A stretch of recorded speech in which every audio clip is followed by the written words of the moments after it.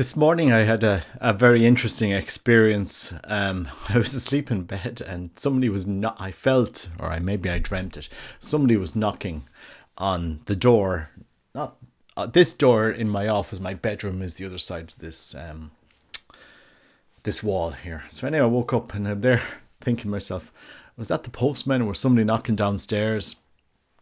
And I got up, and the first image that was coming to mind was communion, was receiving communion in Knock of all places. And I said, and I was there thinking I should get to Mass. Now, I went to Mass locally, which I normally wouldn't do for various reasons. Usually I'm working, but I said I needed to be at Mass today. It's the first Friday. It's Our Lady of the Rosary, so I got up, went to Mass, and was really there praying. I didn't go up to communion because they're still doing this COVID stuff, and I don't believe in any of that anyway. Especially after being back from Medjugorje for a week, and when there was absolutely no signs of the COVID mania that we're seeing. But anyway, such is life. We have to live with this after nearly 3 years. Leaving the church, there was a young man asking for money, and I said, like, what's this? We live in Ireland. What's up with him? And I said to him, are you? Do you work? And he said, no. I said, do you have social welfare? Yeah, but I've spent it all on drink, which is fine. So the guy needs help. So I said, look, I'm not going to give you money. I'm going to bring you down and get a coffee. So I brought him down. We had a coffee with a sandwich. And I was saying to him, look, you need to get out of this cycle of addiction. You need to get out of this. And the guy was very emotional, crying. So he knew he needed to get out of it. He knew he needed to change his life. People know this. They know that they have to, but he just can't. When you're stuck in that addictions and so forth. And I was there thinking, after coming back from Medjugorje, which has a large Chinakolo community, I said, would you not go into Chinakolo? And I was there explaining Chinakolo to him, that you have to commit. And I said, will they help me? I said, yeah, they'll help you. So I'll be in a community and they'll help me. Yeah, they'll help you. Now, it's not so easy just to send somebody to Chinakolo. There's a whole process. You have to be interviewed. I found out. You have to be, obviously you're going into a community. And so you have to be able to live with other men and work with other men and do as you're told. But if you give your will to that process, you will come out of the addiction.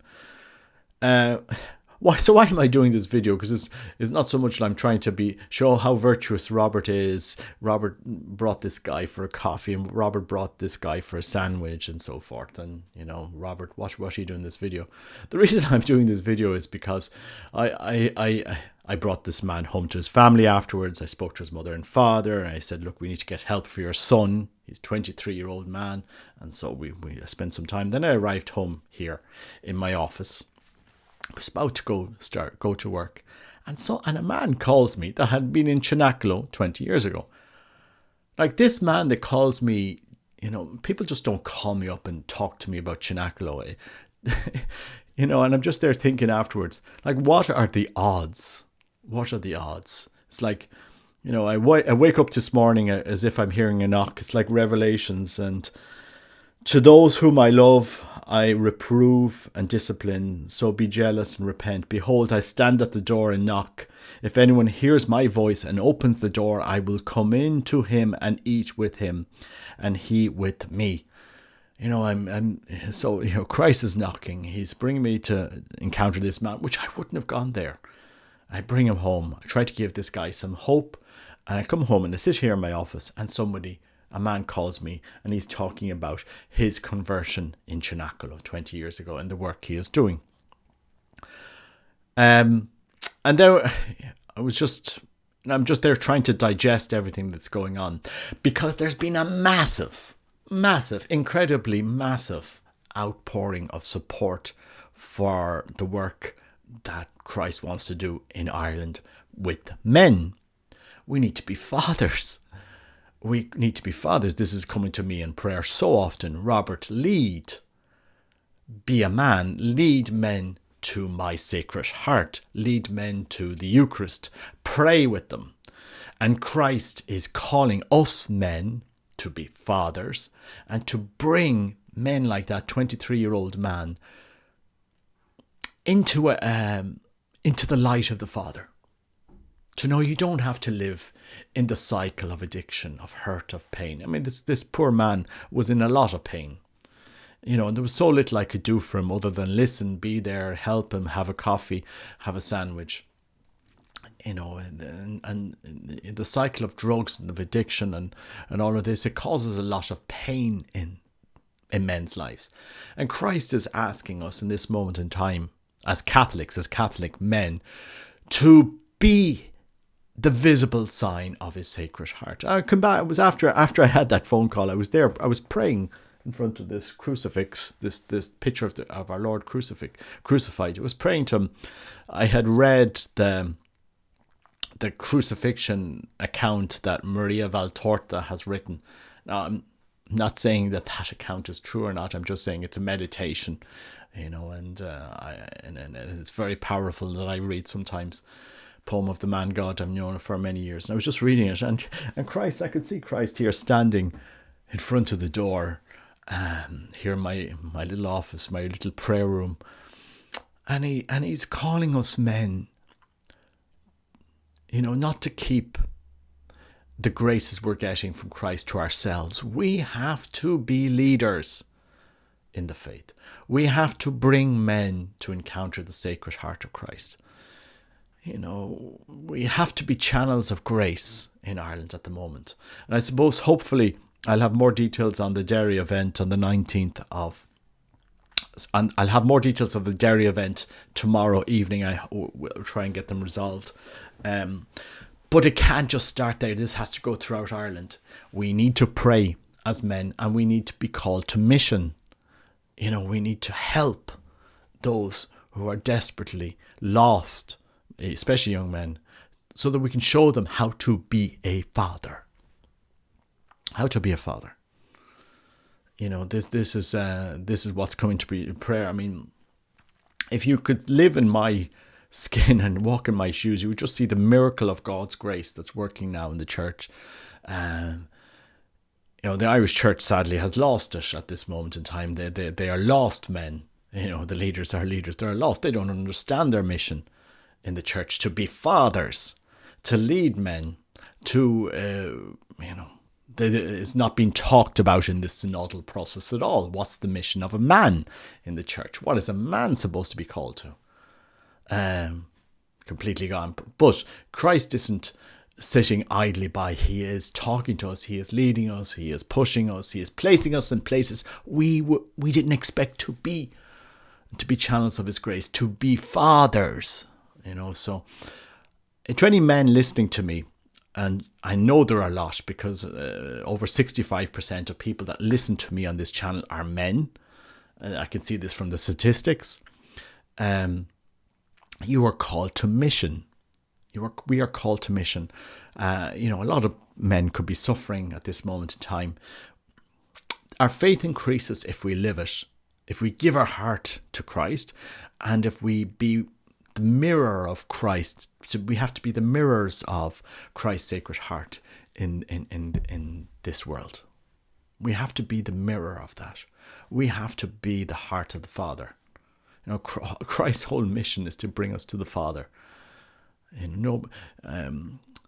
am the way, and Christ said to them, I am the way, the truth, and the life. Nobody comes to the Father except through me.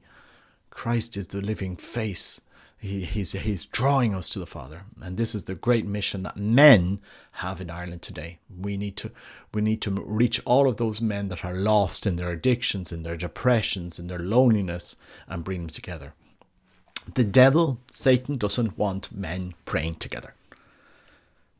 Satan doesn't want us praying together. He doesn't want us forming groups to pray together, and this is our mission.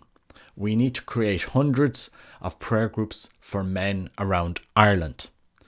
And maybe you don't get a lot out of praying with other men. Maybe you're the type of man, I prefer to be in a nice cozy church on my own and praying And that's okay. I can understand that. I like to do that as well. But Christ is asking us to be there for other men who are not at our spiritual level or not at our advanced states of prayer if we think we're at different states of prayer.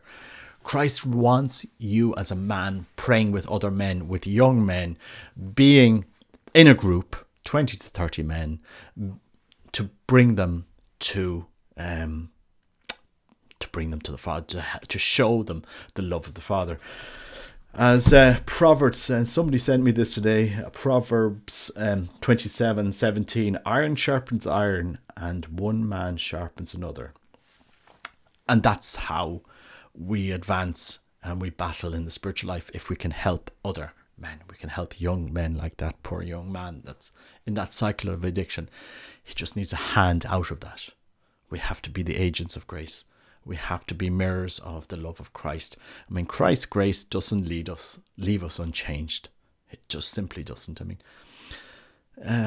if you encountered Christ on Calvary, and you're looking at this suffering man, you can't be but moved by that encounter with Christ.